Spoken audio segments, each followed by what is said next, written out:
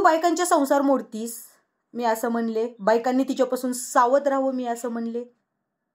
तुझ्या नाकाला खूप मिरच्या लागल्या, तुला खूप राग आला. बरोबर आहे, कारण कुणावरही काहीही आरोप केले तर राग येतोच. आणि तुझ्याविषयी तसं बायका तक्रारही खूप करतात, खूप. पण मला माहित नाही की तुमचे पर्सनल मॅटर काय झालेले आहेत, त्यामुळे मी मध्ये रिक्स घेत नाही. फक्त जे माझ्या कानावर आलं मी ती बोलली. पण तुझे आणि माझे वाद ही वैचारिक होते. वैचारिक म्हणजे कोणते? तुला जसं वाटतं ना की जरांगे पाटील हा समाजाला फसवत आहे, समाजाची दिशाभूल करत आहे, तसं मला वाटत होतं की जरांगे पाटील, आणि मला वाटतं आणि सत्य आहे की जरांगे पाटील समाजासाठी कार्य करत आहेत, समाजासाठी झटत आहेत. जरांगे पाटील एक संघर्ष योद्धा आहेत. मग तू जरांगे पाटलांच्या विरोधात व्हिडिओ बनवून टाकत होती, त्यांना घाणेरड्या शब्दात बोलत होती, अपशब्दात बोलत राहती.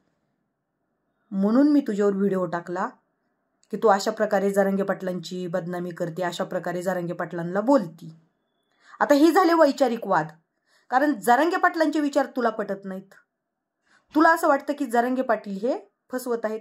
तसं मला तुझे विचार पटत नाहीत. मला असं वाटतं की जरांगे पाटील चांगलं काम करत असताना तू समाजाची दिशाभूल करतेस. आणि इतकंच नाही, तू पहिलं तर ते ह्यांच्याविषयी नाही ती बोलली, छगन भुजबळ साहेबांविषयी, आणि नंतर तू पलटी मारली, जरांगे पाटलांविषयी बोलायला लागली.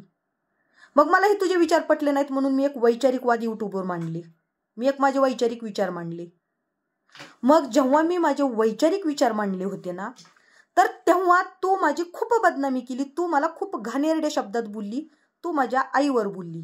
मी ह्याच्या आधी तुझ्या आईवर, वडिलांवर, कुणावरही बोलले नाही किंवा तुला शिवीगाळ केली नाही.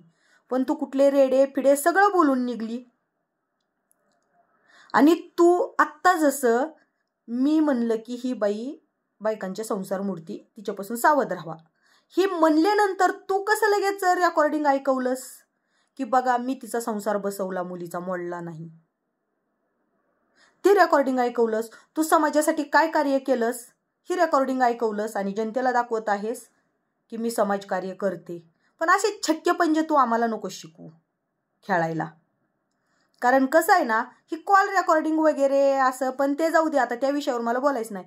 पण तू जसं हे कॉल रेकॉर्डिंग ऐकवलंस ना जनतेला की तू किती खरी आहेस हे दाखवण्यासाठी, तर आज मी तुला सांगते, तू काय बोलली होती की मला 2 ठिकाणावरून हॉस्पिटलमधून कामावरून काढलेलं आहे.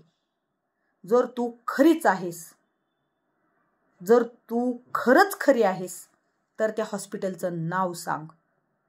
तुझी माझी माहिती काढली होती, मला 2 हॉस्पिटलमधून काढलंय. त्या हॉस्पिटलचं नाव सांग की मी कुठल्या हॉस्पिटलला होते आणि मला कुठल्या हॉस्पिटलमधून काढलं. कारण 16 वर्ष झालं मी एका ठिकाणीच काम करते. तर तू जरा सांग. आणि माझ्यावर सगळ्यात मोठा आणि भयंकर तुझा दुसरा आरोप होता की तुला कुणीतरी कॉल केला. तुला कुणीतरी कॉल केला आणि त्यानं असं सांगितलं, त्या व्यक्तीनं असं सांगितलं की ही बाई तिथं 2 ठिकाणी लपडे केले, पकडलं, म्हणून तिला कामावून काढलं. आज तुला आज महाराज पाठीमागं आहेत, वाईट बोलू नये, पण तरी पण तुला म्हणते, तुला जर खरंच आज तू एका बापाची असशील तर तू जसं इतरांवर अन्याय होताना सांगती, तर मी आज तुझ्या पुढं बोलते की चल ठीक आहे, तू समाजकार्य करते ना, तर माझ्यावर पण अन्याय झालाय. कारण मी कुठल्या हॉस्पिटलला नव्हते. माझ्यावर त्या व्यक्तीनं ज्या व्यक्तीनं आरोप केले, तर त्या व्यक्तीनं तुला फोन केलता. त्या व्यक्तीचा नंबर तुझ्याकडे 100% आहेच ना, कारण तुला फोन केला म्हणल्यानंतर त्या व्यक्तीचा नंबर तुझ्याकडे आला. तर ना मला कुठल्या हॉस्पिटलमधून काढलेलं नाही, ना माझं कुठेही वाईट कृत्य नाही, ना माझं कुठं काय असे लपडे नव्हते, कुठाने नव्हते. तू त्या व्यक्तीला फोन करून जसं इकडं शिवीगाळ केलीस ना की का विनाकारण परेशान करतो, तर तू आत्ताच्या घडीला त्या व्यक्तीला कॉल करून शिवीगाळ कर आणि त्याचं रेकॉर्डिंग दाखव. आहे ना तू एका बापाची. तू खरंच महिलांवर होणारे अत्याचार किंवा महिलांवर जर कोणी संशयाने अत्याचार करत असेल तर तू संघर्ष करतीस ना. तू स्वतःच इथं बोलली होती ना की तिला 2 ठिकाणाहून कामावून काढलं का, तर तिथं तिनं लपडे केले, 2 ठिकाणी पकडलं. आणि असं तुला कुणीतरी एका व्यक्तीनं कॉल करून सांगितलं, पण तो व्यक्ती म्हणला की माझं नाव नका घेऊ किंवा रेकॉर्डिंग ऐकवू नका. तर आज तुला म्हणते, माझ्यावर तो अन्याय झालाय ना, तू लढती ना अन्यायाविरुद्ध. आणि एक समाजसेवक स्वतःची दुश्मनी किंवा काही बघत नसतं. जर समाजाची सेवा करत असेल तर समोर दुश्मन जरी असला तरी तो समाजासाठी कार्य करतो, मग त्या दुश्मनासाठी सुद्धा करत असतो. तर तू जी माझ्यावर ही आरोप केलेच ती आरोप पुसून टाक. सोशल मीडियावर सांगितलंच, तू स्वतःच काय म्हणती, कुणाचाच नवरा शांत बसत नसतो. मग माझा नवरा शांत बसणार आहे का तुझे हे असे आरोप ऐकल्यानंतर? बाकीच्यांचं सोड, माझा संसार मोडणार नाही का? चल सिद्ध करून दाखव. तू कुठल्या धोरणावरून हे बोलली होतीस? तुला कोणत्या व्यक्तीनं कॉल केलता? त्या व्यक्तीचा नंबर दे सोशल मीडियावर, मी बघते त्याला की तो खोटं का बोलला. आणि जर तुला नंबर नसेल द्यायचा तर त्याचं रेकॉर्डिंग ऐकव. आणि तुला त्याचं रेकॉर्डिंग, ती माझ्या बाबतीत बोललेला रेकॉर्डिंग नसेल ऐकवायचं तर तू जसे हे रेकॉर्डिंग ऐकवलेस, जशी ही धमकी दिलीस त्या समोरच्या व्यक्तीला की बाबा तू पोलीस स्टेशनला एक का त्या बाईला परेशान करतो, तसं तू आत्ता ज्यानं तुला फोन करून सांगितलं ना की अशा अशा कुठाने त्या बाईचे झाले, त्याला तू परत फोन कर. तुझ्याकडे नंबर असणार, तू त्याला परत फोन कर आणि त्याला विचार की तुम्ही मला खोटी बातमी का दिली? तुमच्यामुळं मी खोटं यूट्यूबवर पसरवलं त्या बाईविषयी. तुम्ही मला खोटी बातमी का दिली? मी तुमच्यावर पोलीस केस करते. असं तू खरंच खरी आहेस तर त्या व्यक्तीला असं बोल आणि त्या व्यक्तीला सांग की तुझ्याकडे काय पुरावे असतील ना, म्हणजे माझ्या विरोधातले की मी असं असं केलंय, ती पुरावे दे म्हणाव.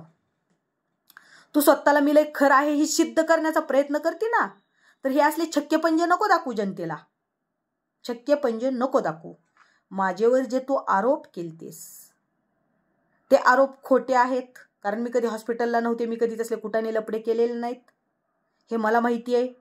त्यामुळं तू जी बोलली होती ना की तुला कोणत्या तरी व्यक्तीनं फोन केला, एका दादाने मला फोन केला, फोन करून सांगितलं की अशा अशा हॉस्पिटलमध्ये होती, तिला 2 ठिकाणाहून कामावून काढलं, तर त्याचा नंबर तुझ्याकडे आहे ना, तर त्याला वापस फोन लाव, तुझं रेकॉर्डिंग चालू कर आणि हे जसं रेकॉर्डिंग ऐकवलं ना तसं वापस फोन लावून त्याला बोलायलेलं रेकॉर्डिंग ऐकव जनतेला. तू खरी आहे, तू एकाच बापाची आहे ना, तर ऐकव.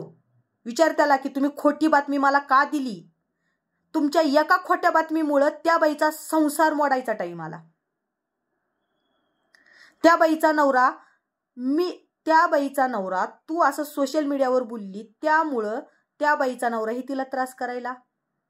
सांग जनतेला, किंवा त्या माणसाला फोन कर, रेकॉर्डिंग चालू कर आणि उद्या मला रेकॉर्डिंग ऐकव जनतेला. रेकॉर्डिंग आहे ना तुझ्यात धमक?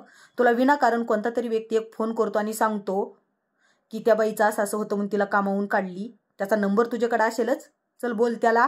तेव्हा मी म्हणते की हा बाबा तू खरंच खरे आहे. तुझ्यावर जर पुन्हा मी व्हिडिओ टाकला ना तर नाव बदलून ठेवन, तुझ्यावर व्हिडिओ करायचं बंद करन, तू जेव्हा हे सिद्ध करशील तेव्हा.